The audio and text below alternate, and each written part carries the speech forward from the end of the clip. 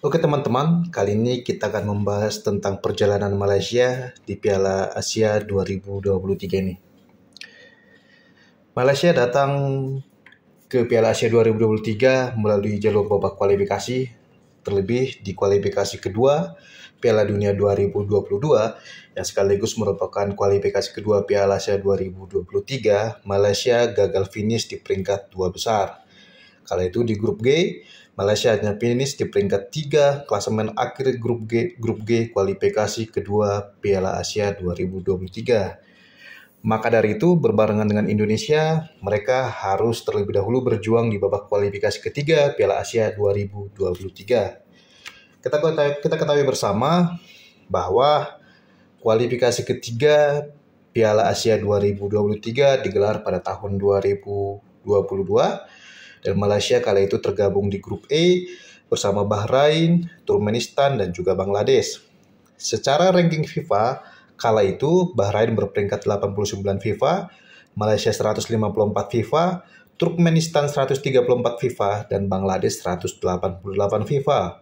Seluruh pertandingan kualifikasi ketiga Piala Asia 2023 khususnya grup E dilakukan di Malaysia, yang artinya Malaysia sebagai tim tuan rumah.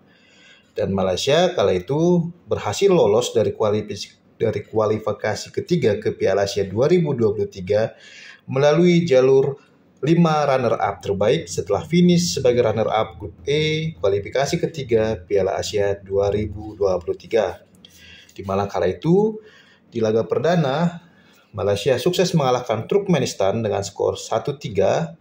Walaupun secara ranking FIFA, Turkmenistan lebih tinggi dari Malaysia, akan tetapi ternyata Malaysia sukses menang 1-3 di hadapan pendukungnya sendiri.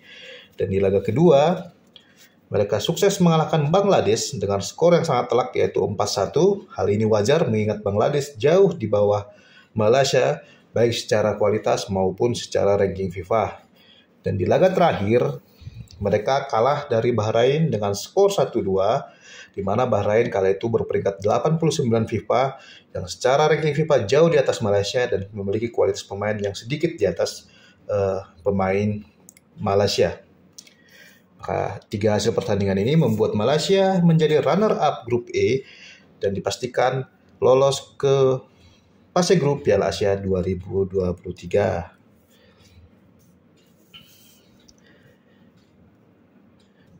Dan di Piala Asia 2023,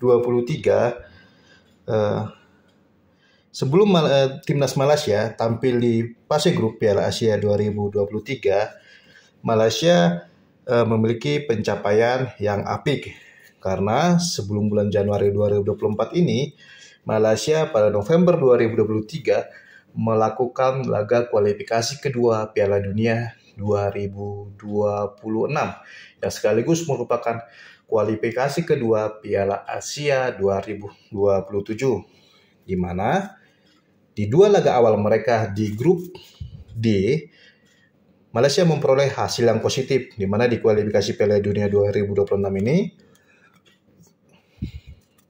pada 16 November 2023 Malaysia sukses mengalahkan Kyrgyzstan dengan skor 4-3 di Malaysia. Pada bulan November lalu, 16 November lalu, Malaysia masih berperingkat 137 FIFA, sedangkan Kyrgyzstan lawannya 97 FIFA. Dan di laga kedua, grup D, kualifikasi kedua Piala Dunia 2026, Malaysia sukses mencuri 3 poin di markas Taiwan. Kala itu, pada duel yang berlangsung 21 November 2023, Malaysia sukses menang 0-1 dari Taiwan yang berperingkat 152 FIFA.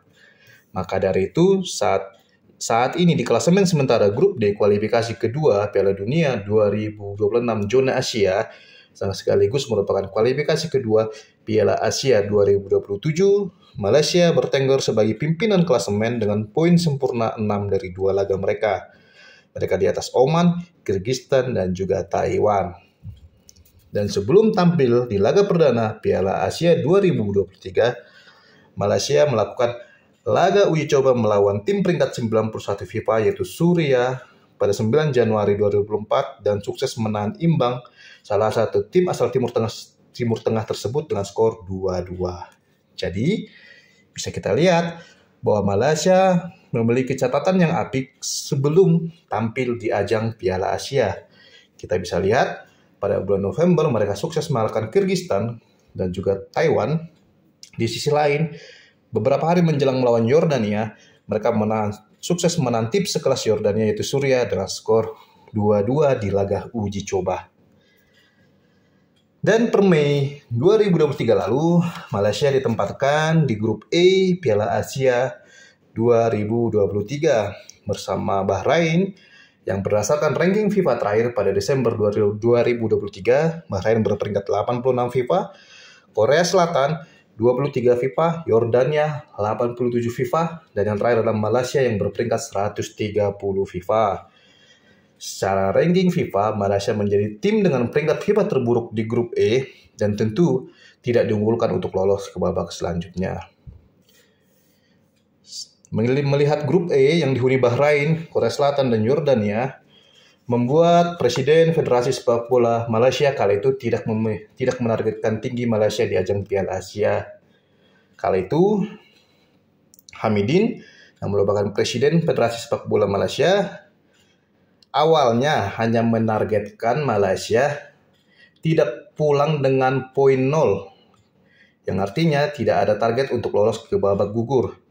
Pulang dengan 1 poin saja alias bukan dengan poin 0 sudah cukup bagi Federasi Sepak Bola Malaysia kala itu. Akan tetapi, ternyata pencapaian Malaysia, performa Malaysia yang cukup baik di beberapa laga terakhir membuat Federasi Sepak Bola Malaysia pada Desember 2023 menaikkan target timnas Malaysia di Piala Asia 2023 yaitu lolos ke babak gugur atau babak 16 besar Piala Asia 2023 untuk menciptakan sejarah pertama kalinya Malaysia lolos ke fase gugur di ajang Piala Asia. Ini salah satu komentar dari Presiden Federasi Sepak Bola Malaysia yang saya ambil dari salah satu sumber media. Kita bisa lihat, Hamidin mengaku hanya menginginkan Malaysia tidak pulang dengan tangan kosong alias tanpa poin dari Qatar. Awalnya itu adalah target mereka, tetapi melihat 2 pertandingan Malaysia yang apik sebelum Piala Asia bahkan bisa menahan Suriah, membuat Federasi Sepak Bola Malaysia menaikkan target menjadi targetnya itu lolos ke babak gugur atau babak 16 besar. Ditargetkan lolos ke babak 16 besar oleh Federasi Sepak Bola Malaysia membuat salah punggawa Malaysia kali itu tampil dengan penuh percaya diri untuk menghadapi ajang Piala Asia 2023. Salah satunya pemain naturalisasi mereka yaitu Davis yang merupakan pemain Johor Darul Ta'zim berkomentar, "Kami ingin lolos langsung ke babak 16 besar. Setidaknya kami harus menempati peringkat 2 di fase grup. Sudah lama kami tidak tampil, kami sangat bangga dengan fakta itu." Yang artinya, para punggawa Malaysia sebelum melakukan laga perdana di grup E Piala Asia 2023 tampil begitu percaya diri dan meyakini bahwa mereka akan mengalahkan Yordania yang menjadi lawan mereka di laga perdana grup E Piala Asia 2023. Akan tetapi kala itu ternyata fakta di lapangan berbeda. Karena Malaysia secara tak diduga, secara tak disangka kalah telak dari Yordania dengan skor 0-4. Kekalahan ini tentu mengejutkan, mengingat Malaysia sebelumnya performanya begitu apik di laga-laga sebelumnya. Tetapi ketika melawan Yordania, mereka malah kalah telak dengan skor 0-4. Setelah kalah melawan Yordania di laga perdana Grup E Piala Asia 2023 yang berlangsung 16 Januari lalu, timnas Malaysia tidak patah semangat untuk menghadapi Bahrain di laga kedua. Salah satu pemain naturalisasi Malaysia yaitu Paulo Josue mengatakan bahwa kami masih ada dalam turnamen, kami masih punya kesempatan, jadi kami harus bersiap untuk pertandingan selanjutnya dan melupakan kekalahan.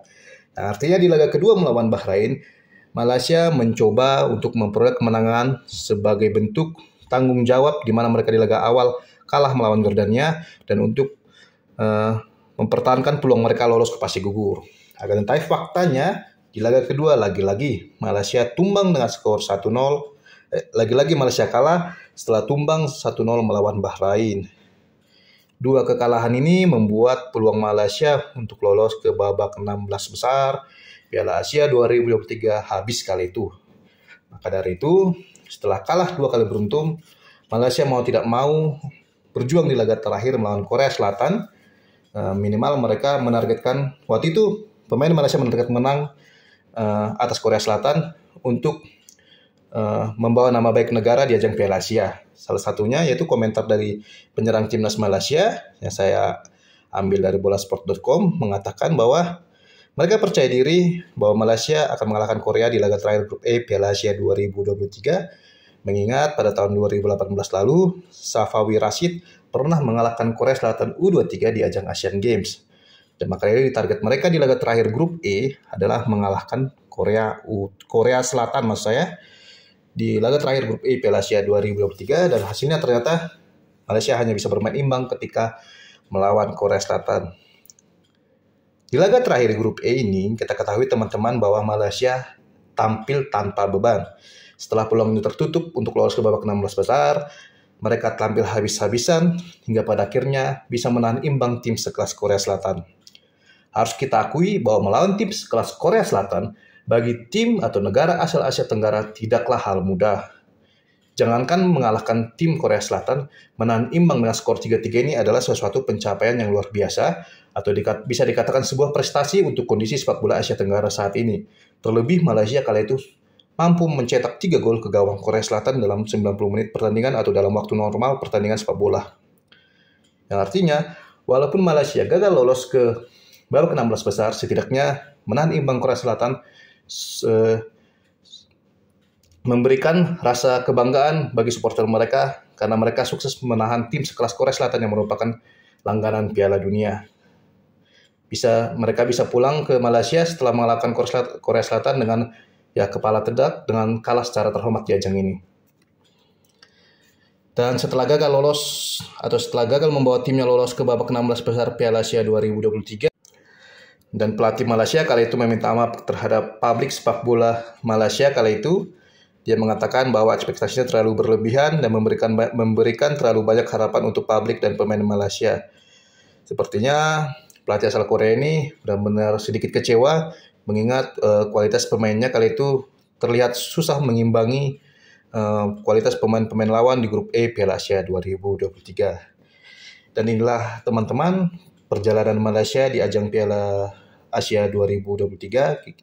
Seperti yang sudah kita lihat bersama bahwa Malaysia gagal lolos ke babak 16 besar di ajang Piala Asia 2023 ini karena menjadi tim juru kunci Grup E Piala Asia 2023. Sebetulnya jika Federasi Sepak Bola Malaysia menargetkan mereka hanya pulang dengan minimal dapat 1 poin, target mereka sudah tercapai. Akan tetapi di akhir-akhir tepatnya di bulan Desember 2003 lalu, Federasi Sepak Bola Malaysia menaikkan target mereka ke babak 16 besar.